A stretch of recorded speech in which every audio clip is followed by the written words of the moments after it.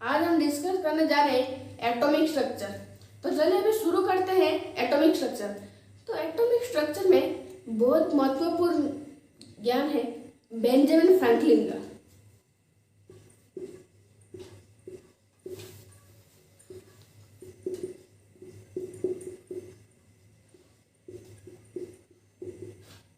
तो Benjamin Franklin ने discover किए थे कि थंडरस्टॉर्म में करंट होते हैं।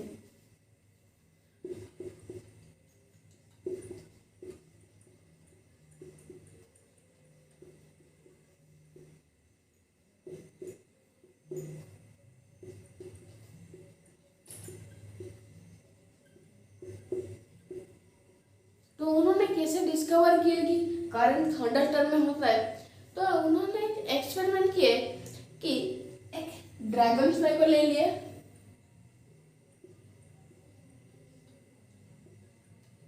तो उसमें एक कॉपर का वायर लगा दिए। ये है कॉपर का वायर।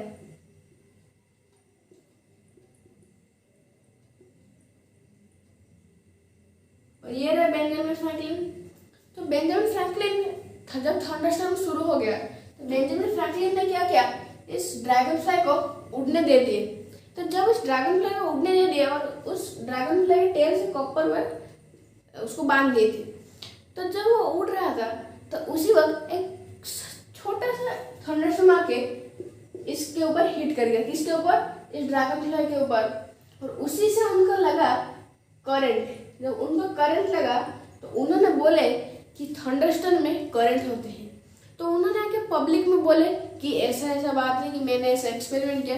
तो उनमें से बहुत सारे लोग हंसने लगे कि अगर करंट लगा है तो तुम जिंदा कैसे आ गए। तो उसी से एक साइंटिस्ट निकले, जे थॉमसन।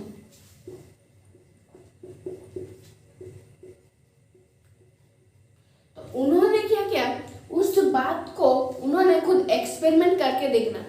तो उन्होंने एक्सपेरिमेंट किए। उस एक्सपेरिमेंट का नाम है कैथोड रे एक्सपेरिमेंट। इधर लिख देते हैं। He performed an experiment called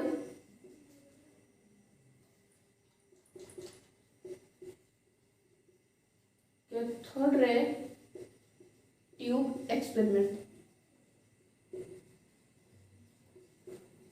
तो इस कैथोड रे ट्यूब एक्सपेरिमेंट के बारे में अभी हम डिस्कस करेंगे। तो अभी आप इसे नोट डाउन कर लीजिए, फिर हम डिस्कस करते हैं।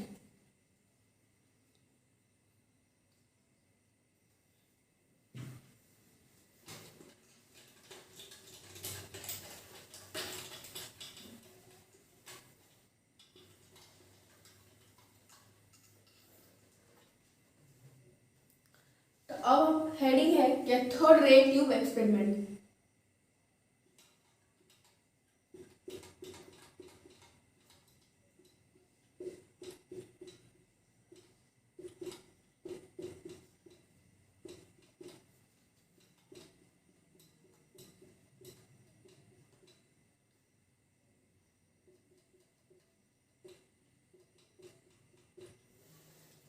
तो इस कैथोड रे ट्यूब एक्सपेरिमेंट में उन्होंने एक ग्लास का ट्यूब लिया। यह है ग्लास का ट्यूब।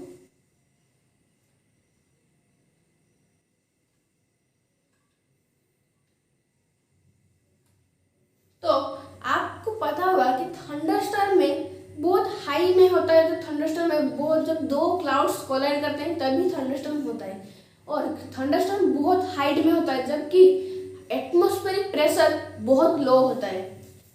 तो एक पॉइंट हमें चाहिए, इस ट्यूब के अंदर लो एटमॉस्फेरिक प्रेशर मेंटेन करने के लिए एक वैक्यूम पंप लगाएंगे इधर।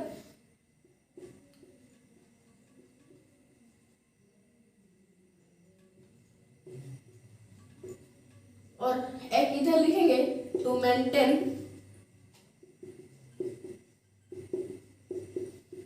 लो एटमॉस्फेरिक प्रेशर।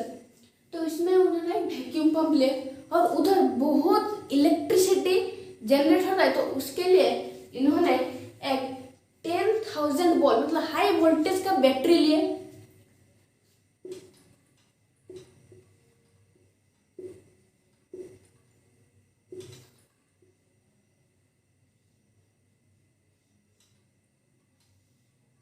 और उन्होंने एक मेटेलिक प्लेट लिए,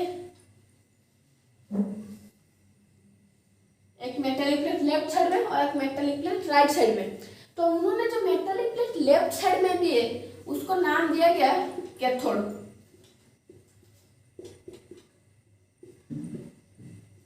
तो ये कैथोड बैटरी के नेगेटिव टर्मिनल से कनेक्ट होता है, तो इसलिए इसको माइनस के सिंबल से हम डिनोट करेंगे। और दूसरा राइट हैंड साइड का मेटेलिक प्लेट को एन नोट से हम लिखते हैं। और ये बैटरी के पॉजिटिव टर्मिनल से कनेक्ट होता है। तो इसमें ये जो ग्लास ट्यूब है इसको हम डिस्चार्ज ट्यूब बोलते हैं।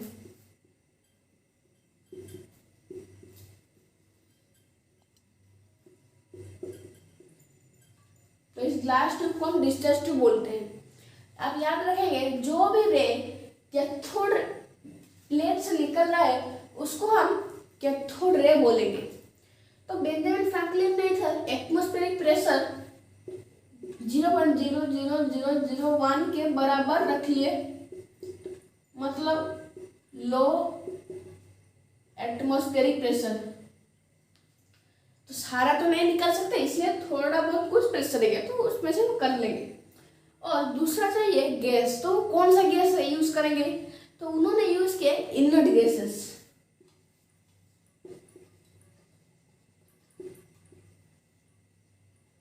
Inert gas. अब उन्होंने नोटिस किया कि इसमें कुछ चेंज ही नहीं हो रहा है, तो उसके लिए उन्होंने क्या किया, वो एक जीसस क्राइस्ट के लॉकेट था, जो कि आपको पता होगा जीसस का लॉकेट क्रॉस का सिंबल में होता है।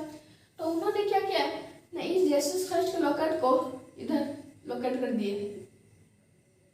तब जब उन्होंने जीसस क्राइस्ट के लॉकेट को इधर लॉकेट कर दिया, सडनली एक शैडो ऑकर हो गया। सडनली एक शैडो हो गया किधर, इस तरफ।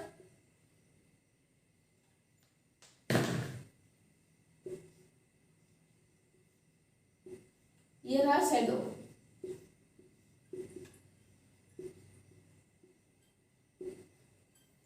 तो शैडो कब आता है? जबकि कोई एक लाइट सोर्स हो तभी एक शैडो हमें दिखता है।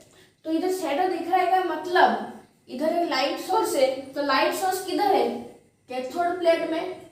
तो ये रहा कैथोड रे।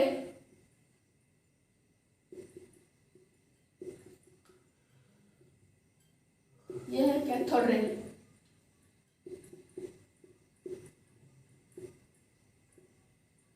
तो हमें इसमें से क्या पता चल रहा है कि इसमें एक लाइट सोर्स है। तो अगर इसमें लाइट सोर्स है तभी तो ये शैडो फॉर्म हो रहा है। तो इसे और डिटेल जानने के लिए उन्होंने क्या किया, इधर एक फ्लोरोसेंस लगा दिए। क्या? फ्लोरोसेंस, जो कि जिंक सल्फाइड ZnS का होता है। उन्होंने लगा दिया ZnS, जिंक सल्फाइड।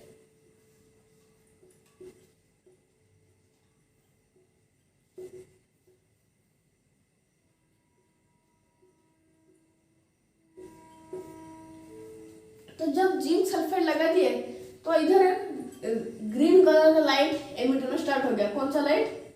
ग्रीन।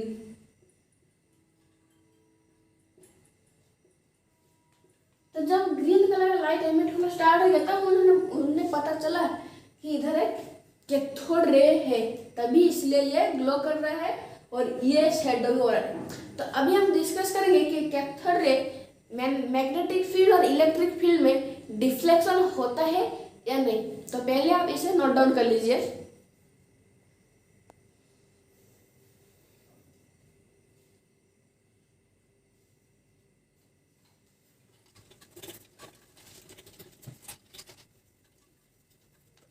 तो हम फिर से वही डायग्राम ड्राइंग करेंगे।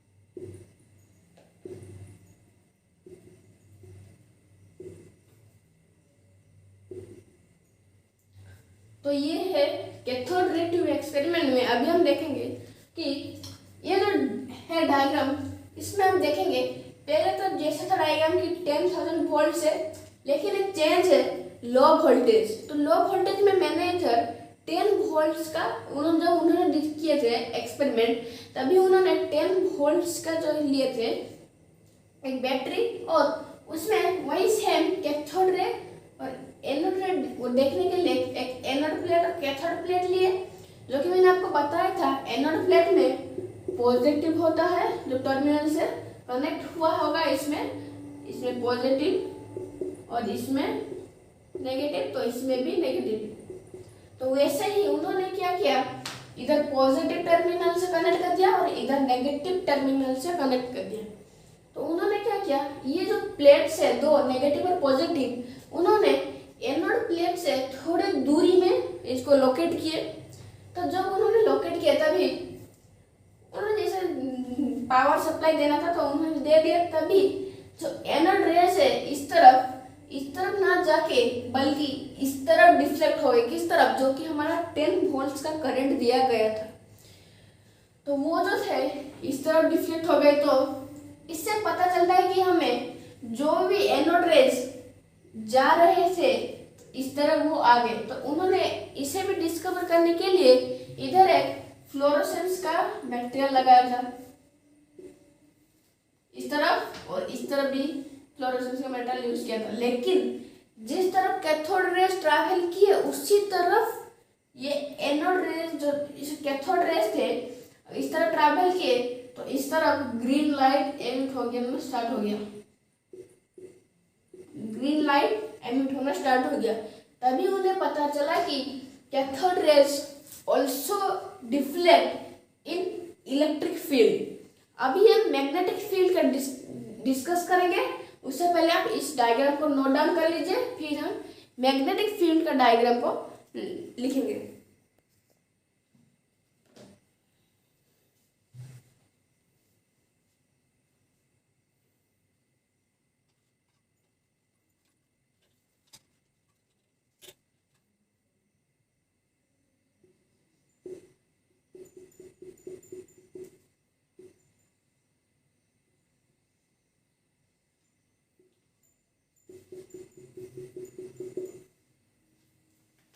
ये है मैग्नेटिक फील्ड का डिफ्लेक्शन। तो इसमें उन्होंने क्या किया कि नॉर्थ पोल और एक साउथ पोल लिए मैग्नेट के, और उन्होंने देखा कि जो भी सेम कैथोड रेस थे वो सब नॉर्थ की तरफ डिफ्लेक्ट होना स्टार्ट हो गए। तभी उन्हें पता चला कि जो कैथोड रे है वो डिफ्लेक्ट करते हैं किधर, नेगेटिव में, मतलब इधर जो है नॉर्थ पोल और साउथ पोल। तो उन्होंने देखा कि कैथोड रेस नॉर्थ पोल की तरफ भी अट्रैक्ट करते हैं, मतलब cathode rays also deflect in magnetic field. तो अभी हम देखेंगे कि एक पेडल व्हील एक्सपेरिमेंट जो कि माइका व्हील भी बोलते हैं, उसमें क्या कैथोड रेस है, मास, वेलोसिटी और मोमेंटम है या नहीं, तो उसको हम देखेंगे। इससे पहले आप इसको नोट डाउन कर लीजिए।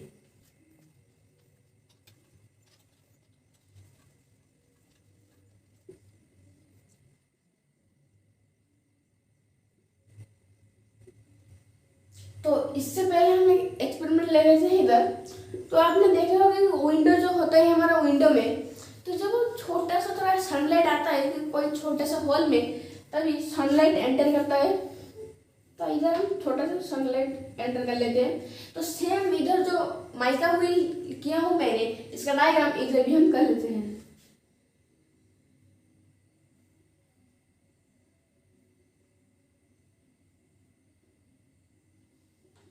लेकिन इस सनलाइट में जो है ये माइका व्हील रोटेट नहीं करेगा, विल नॉट रोटेट। लेकिन इस माइका व्हील में ये रोटेट करेगा, क्यों? क्योंकि इससे जो मैंने आपको बताया था लाइट सोर्स है, इधर भी लाइट सोर्स है। लेकिन जब जीसस क्राइस्ट का लॉकेट था क्रॉस साइन का, तो जब उन्होंने वो साइन का लॉकेट इसके अंदर रखे तभी वो एक लाइट एमिटिंग हुआ। तो अगर इसमें लाइट आ रहा है और उस एक्सपेरिमेंट से भी लाइट हमें मिल रहा है कैथोड से, तो उन्होंने सेम एक्सपेरिमेंट अंदर भी, इसके अंदर भी किए। तो जब उन्होंने सेम एक्सपेरिमेंट इसके अंदर किए तब ये व्हील रोटेट होना स्टार्ट हो गया। तो ये व्हील रोटेट होना स्टार्ट हो गया।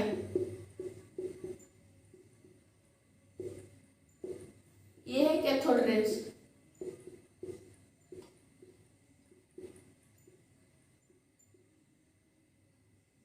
तो व्हील कब रोटेट करता है? हम एक एग्जांपल लेंगे, रिवर का ले लेते हैं। तो रिवर में हम एक इधर सेम माइक्रो व्हील रोटेट कर देंगे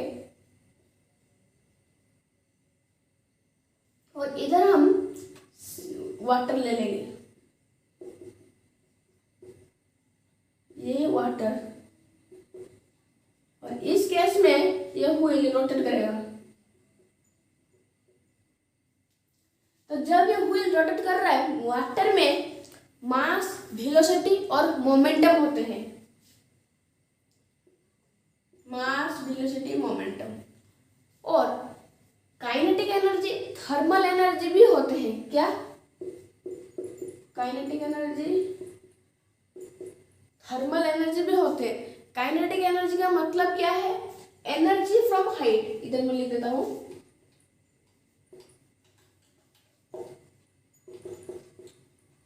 kinetic energy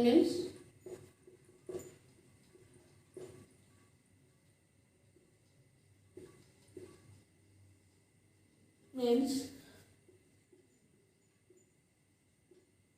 energy due to height. तो काइनेटिक एनर्जी भी सबसे ज्यादा अनस्टेबल कब होता है? जब आप सबसे ज्यादा हाइट में होते हैं। जैसे कि आप एक रूफ का टॉप ले लीजिए, सबसे टॉप, अगर 10 फ्लोर का है, तो जब आप उसके सबसे टॉप में होंगे, तो उसको बालकनी के साइड में, तभी आप उधर खड़े नहीं हो पाएंगे। क्यों? क्योंकि उधर काइनेटिक एनर्जी ज्यादा है। जब काइनेटिक एनर्जी इंक्रीज हो जाता है, आप अनस्टेबल हो लेते हैं। जब काइनेटिक एनर्जी डिक्रीज होता है, तब आप स्टेबल रहते हैं। जैसे आप फर्स्ट फ्लोर ले लेते हैं, फर्स्ट फ्लोर के बालकनी में खड़े होंगे, तो उधर काइनेटिक एनर्जी लेस है, आप उधर आसानी से खड़े हो पाएंगे। मतलब काइनेटिक एनर्जी डिक्रीजेस, स्टेबलनेस इंक्रीजेस। तो हम लिख देते हैं स्टेबल। इसका सिंबल है इंक्रीज और इसका सिंबल है डिक्रीज। तो इसमें से पता चला है कि इसमें काइनेटिक एनर्जी है। जब काइनेटिक एनर्जी वाटर इस व्हील के ऊपर हिट करेगा, तभी ये रोटेट करना शुरू हो जाएगा।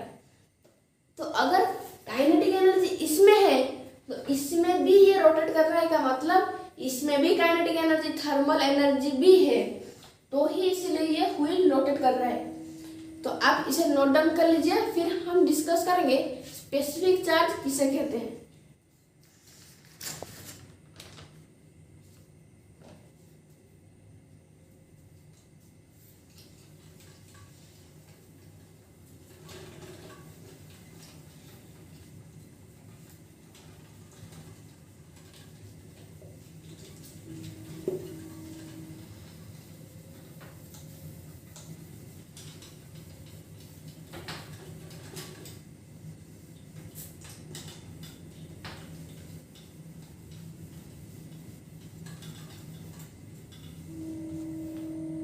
अभी हम डिस्कस करेंगे स्पेसिफिक चार्ज।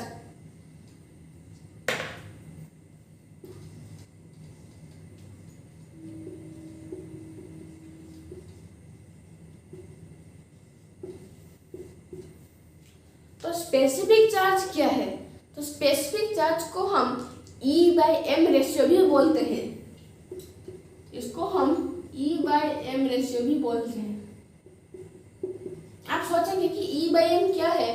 तो ये है चार्ज अपॉन मास। Q का मतलब है चार्ज, M का मतलब है मास। तो चार्ज अपॉन मास को हम E/m रेशियो बोलते हैं। चार्ज को हम E से भी डिनोट करते हैं, इसका मतलब इलेक्ट्रॉन बाय मास। तो चार्ज पर मास का हम अभी एग्जांपल लेंगे कैसे कैलकुलेट करते हैं। मैग्नीशियम का +2 चार्ज है, तो हम इसका E/m रेशियो कैसे निकालेंगे। तो इसका E/m रेशियो निकालने के लिए हमें पहले इसका मास नंबर जानना जरूरी है। तो इसका मास है 24 Mg12 24, इसका ये मास है। तो इधर मैंने क्या बोला है, चार्ज अपन मास, इधर चार्ज कितना है 2, मास कितना है 24, तो हम लिखेंगे 2/24, इसका आंसर आएगा 1/12। तो E/m ratio of Mg is 1/24। तो ऐसे ही कुछ क्वेश्चन से आपके लिए E/m रेशियो से रिलेटेड इधर मैं लिख देता हूँ। Homework questions 1, find the E/m ratio of point I to I, triple I, IVV।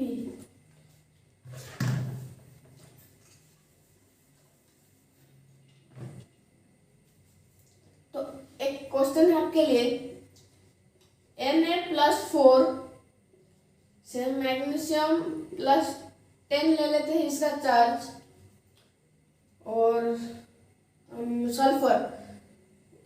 Sulphur लेते हैं +2, कैल्शियम +5 और ऑक्सीजन +8। तो इसका आपको E/m रेशियो निकालने हैं। आप इसको नोट डाउन कर लीजिए, फिर हम नेक्स्ट डिस्कस करेंगे।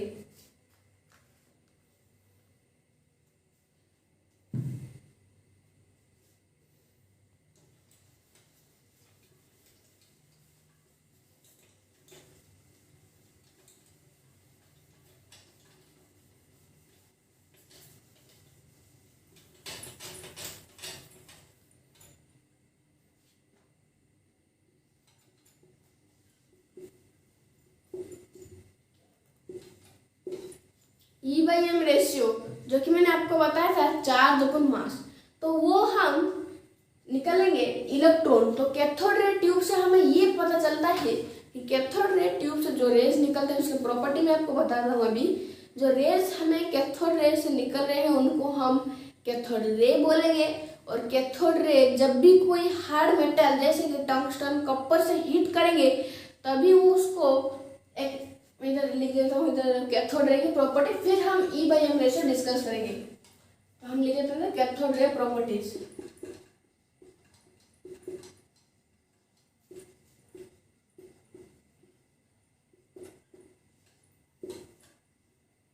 पहला कैथोड रे आया property, the raise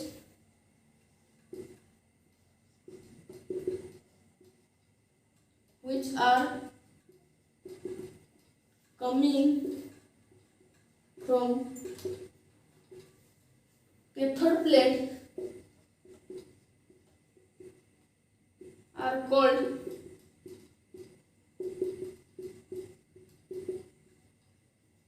cathode rays. तो उन्हीं को हम कैथोड रेज बोलते हैं। नेक्स्ट पॉइंट, हम cathode ray it can ionize any gas, it can ionize gas. Third point लिखेंगे कैथोड रे का। तो कैथोड रे जो मैंने आपको बताया था कि इसके व्हील रोटेट कर रहा है, जो कि माइका व्हील था, तो रोटेट कर रहा है, इसका मतलब इसके अंदर मास, वेलोसिटी और मोमेंटम होंगे। It has mass, velocity and momentum. तो इसीलिए कैथोड रे जो था माइका व्हील, तब इसीलिए वो रोटेट कर रहा था। और number 4, it is a light emitting source. Light emitting source जो कि मैंने आपको बताया था वो क्रॉस का सिंबल था, तो लॉकेट में मेटेलिक, तो उससे शैडो निकला है। शैडो का मतलब है एक लाइट सोर्स है। लाइट सोर्स किससे निकला है, कैथोड रे से ही लाइट सोर्स निकला है। तो इसके बाद हम लिखेंगे कैथोड रेज जो है वो हाई वेलोसिटी से ट्रैवल करते हैं। It travels with high velocity, जो कि है हमारा 10⁻⁻9 to 10⁻11 centimetre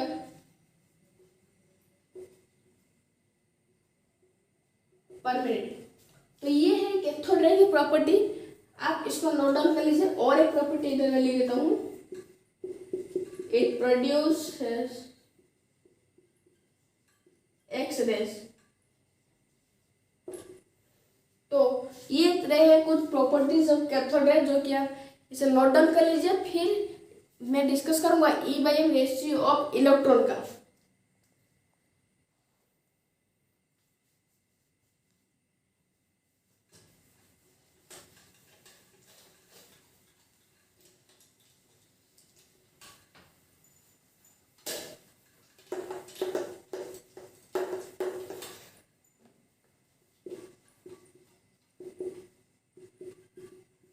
E/m ratio of electron का है, जो कि हमारा मास ऑफ इलेक्ट्रॉन है, जो कि जे थॉम्सन ने डिस्कवर किए थे, जो कि था 1.76 into 10⁻⁻28 ग्राम कूलम पर ग्राम। क्योंकि चार्ज का यूनिट क्या है, कूलम, इसीलिए ये था। अब इसको याद रखेंगे बाय जे थॉम्सन। तो इससे वो एक्सपेरिमेंट से जो E/m रेशियो स्पेसिफिक चार्ज, तो इससे ये चार्ज हमें पता चला है। तो इसके बाद मैं आपको दिखाऊंगा कि हाइड्रोजन का कैसे निकालेंगे, कंपैरिजन कैसे करेंगे, वो सब हम नेक्स्ट क्लास में करेंगे। तो इस क्लास में सिर्फ आप इसे याद रखेंगे, जे थॉम्सन ने इसको निकाले थे कूलम 1.76 into 10⁻⁻28 कूलम पर ग्राम, जो कि हमारे जे थॉम्सन ने निकाले थे। तो इस और जो है वो हम नेक्स्ट क्लास में डिस्कस करेंगे। और इस लेक्चर का जो वीडियो है, आपको PDF जो निकलेगा, जो नोट्स जो कि मैंने लिखा है, वो आपको डिस्क्रिप्शन में मिल जाएगा। और इसका DPP भी आपको डिस्क्रिप्शन में मिल जाएगा। अगर वीडियो अच्छा लगा हो तो लाइक, शेयर और सब्सक्राइब करना है। Thank you.